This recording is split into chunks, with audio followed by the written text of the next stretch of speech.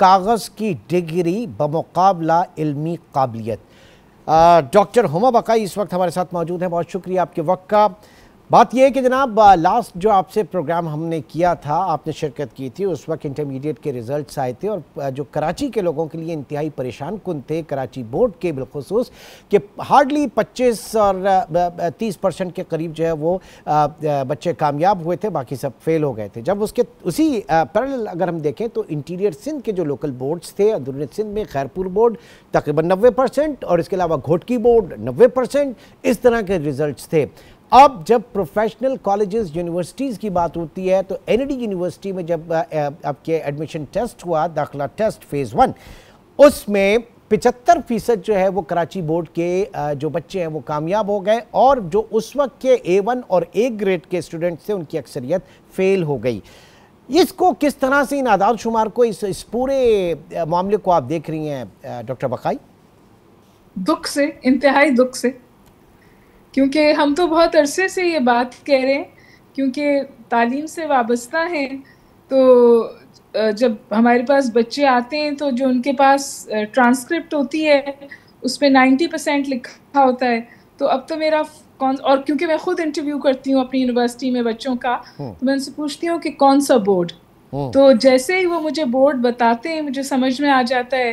کہ ان نمبروں کی کتنی اور کیا اہمیت ہے۔ لیکن یہ قصور ان بچوں کا نہیں ہے،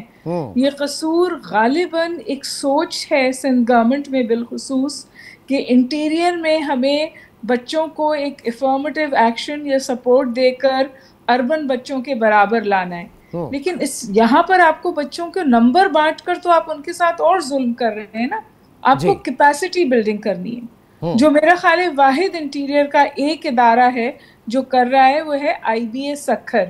میرے پاس ایسے بھی بچے آتے ہیں جو کہتے ہیں کہ ہم کراچی بورڈ میں فیل ہو رہے تھے، تو پھر ہم نے جا کے انٹیریئر سے امتحان دے دیا میٹرک انٹر کا، تو ہمارے اچھے نمبر آ گئے، اور پھر over all rest of the country اور سندھ کا جو سٹینڈرڈ ہے اس میں بھی آپ کو بہت واضح فرق نظر آتا ہے۔ اور گلوبلی تو میرے خیال ہے یہ بحث بہت دفعہ اٹھی ہے کہ جو ہماری ٹاپ ناچ یونیورسٹیز ہیں وہ بھی انٹرنیشنلی کمپیٹ نہیں کر پاتی۔ ایک تو ہم نے آئیلینڈز آف ایکسلنس کریٹ کیے ہیں، لیکن وہ تو دریا میں قطرے کے برابر ہیں۔ We have IBA, we have LUMS, we have NUST and other good universities, even Quaid Azam universities. ایک تو دیکھیے پرائیویٹ یونیورسٹی کی فیسیں جو ہیں وہ عام آدمی کی پہنچ سے بہت دور ہیں، اور جن کے 2 یا 3 بچے ہیں یونیورسٹی میں وہ اس کے بارے میں سوچ بھی نہیں سکتے۔ بالکل بجا کہا، اچھے بچوں کو جانتی ہوں جن کے داخلہ ہو جاتا ہے، فیس کی وجہ سے نہیں جا پاتے، ٹھیک ہے، ان کو ڈراپ آف کرنا پڑتا ہے۔ جی طفیل صاحب، یہاں پر اب بات ہوئی کیپیسٹی بلڈنگ کی، تو کس طریقے سے کی جاتی ہے؟ ظاہر ہے کہ وہ ان بچوں کا قصور نہیں ہے، آپ ان کے ساتھ ظلم کر رہے ہیں کہ 70, 80, 90% ان کو ریزلٹ دے رہے ہیں، اور یہ اربن رورل کے فرق کو ختم کرنے کی کوشش کر رہے ہیں۔ اس کا بہترین حل کیا ہونا چاہیے؟ دیکھیں، جیسے میں نے شروع میں کہا تھا کہ میڈم نے تو سندھ گورنمنٹ پہ کہا، ٹھیک ہے، لیکن بچوں کا تو کوئی قصور نہیں، لیکن ان کے پیرنٹس کا قصور ہے، اور وہاں پر جو اساتذہ کرام ہیں ان کا بھی قصور ہے، they're all involved۔ جس طریقے سے جو نقل کرائے جاتے ہیں اس میں پیرنٹس بھی انکریج کرتے ہیں، اور پیرنٹس بھی یہ سارٹ آف ان چیزوں میں انوالو ہوتے ہیں وداؤٹ ریئلائزنگ دا فیکٹ کہ ان بچوں کے ساتھ وہ ظلم کر رہے ہیں۔ تو وہاں کے جو لوکل انسٹیٹیوشنس ہیں وہ بھی اس پورے معاملے میں انوالو ہیں۔ تو اگر جب تک یہ اس کا جو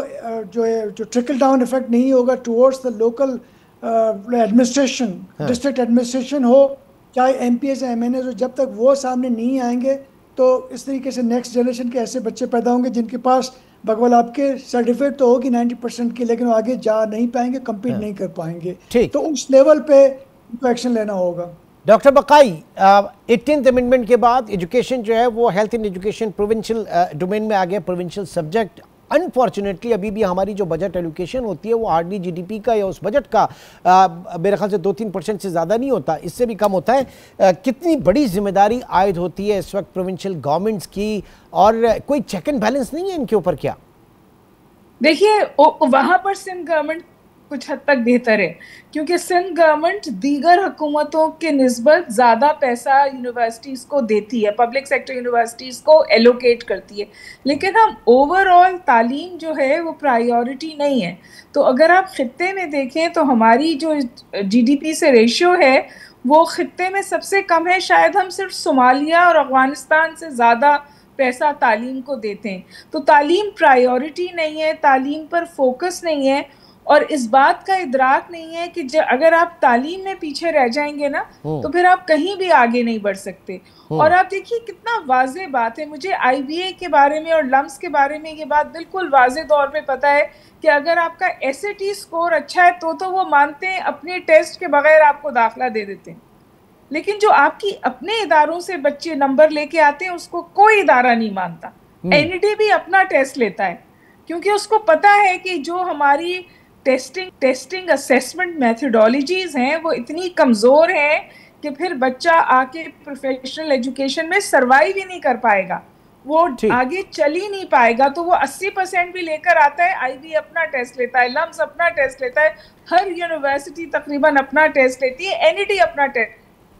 اس وقت جو آپ نے مجھ سے یہ بحث کھولی ہے, یہ جو آپ بات کر رہے ہیں وہ یہ کہ شاید بہت عرصے بعد این ای ڈی نے پبلک کیا کہ جی کون سے بورڈ کا بچہ جو تھا اس نے ٹیسٹ کوالیفائی کیے اور کس نے نہیں کوالیفائی کیے. تو کراچی میں بھی جو آغا خان بورڈ ہے which is comparatively autonomous اور وہ کچھ اسٹینڈرڈ اپنا مینٹین کریں, وہ بچے ٹیسٹ کلیئر کر لیتے.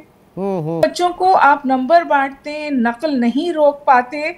اور ان کو یہ فالس سینس دیتے ہیں کہ نمبر آ گئے تو داخلہ ہو جائے گا, لیکن آپ ان کو اور زیادہ ڈس اپوائنٹمنٹ دیتے ہیں اور ان کے لیے مستقبل مشکل کرتے ہیں. ڈاکٹر بقائی, جو ایک کولیٹرل ڈیمیج ہوا پچھلے سال انٹرمیڈیٹ کے ریزلٹس کے حوالے سے, دیکھیں میں یہاں پہ ابھی میں ڈاکٹر صاحب سے بھی یہ پوچھا تھا, کراچی بورڈ کا بچہ جو کراچی بورڈ سے 75% ان کا ریزلٹ ہے,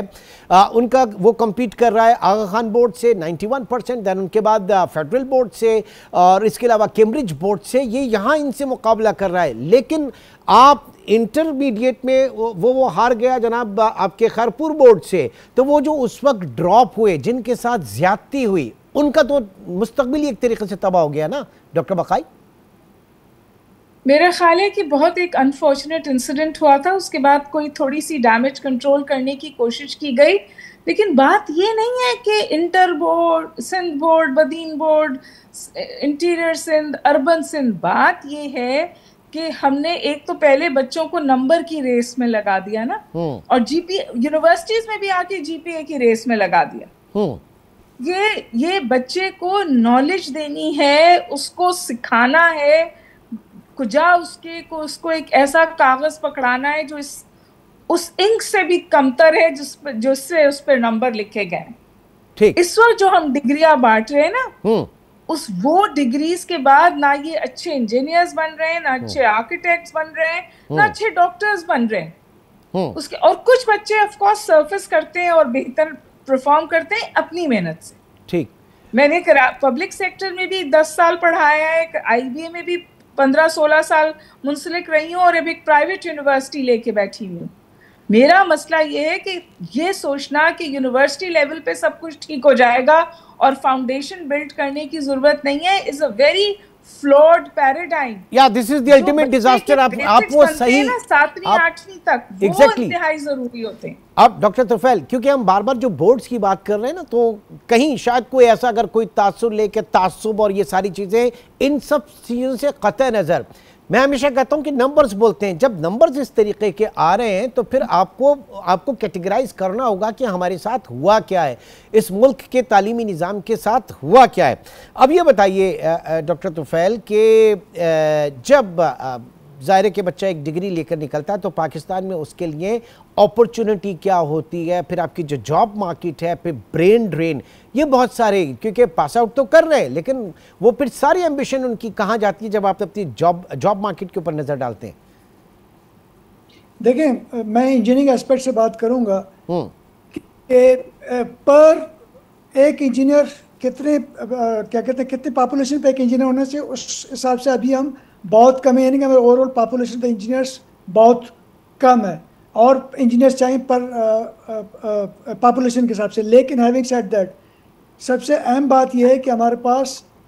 جو کنٹری کی اوور آل اکانومیکل کنڈیشن ہے وہ کیسی ہے. جب تک انڈسٹریل ریولوشن نہیں آئے گی, انڈسٹریز نہیں بنیں گے, نئے انڈسٹریز نہیں آئیں گے, بجائے اس کے نئے انڈسٹریز کے پرانے انڈسٹریز یہاں سے فلائی آؤٹ کر رہے ہیں. اگر یہ چیز امپروو نہیں ہوگی تو جاب کریٹس نہیں ہوگی. جاب کریٹ نہیں ہوگی تو بچوں کے لیے کوئی اور حل ہوگا نہیں کہ وہ مائگریٹ کریں گے, باہر چلے جائیں گے. اور یہی ہو رہا ہے کہ ہم فار ایگزامپل میں NIT کی بات کر رہا ہوں, 300,000 اس دفعہ ہم نے 4 لاکھ پر بچے پہ خرچہ آتا ہے, 350, 375, 400,000 پر اسٹوڈنٹ پہ خرچہ آتا ہے. At the end of the day کیا ہوتا ہے, وہ انجینئر اپنی ڈگری لے کے باہر چلا جاتا ہے اور اچھی لیکریٹی جاب کر لیتا ہے اور وہاں پر وہ اچھا پرفارم کرتا ہے. یہی یہاں سے پڑھ کے جاتا ہے, اچھا پرفارم کرتا ہے. وہ اپنے ملک میں کیوں نہیں کرتا, کیونکہ یہاں پر اپرچونیٹیز نہیں ہے, اور اپرچونیٹی ڈیپینڈ کرتا ہے اکنامیکل کنڈیشن پہ. تو اس بات کی بھی ضرورت ہے کہ یہاں پر انڈسٹری گرو کرے. اور آپ جیسے آئی ایم شیور کہ آپ سیکنڈ کریں گے کہ یہاں پر جو انڈسٹریز ہیں وہ جو ہیں وہ یہاں سے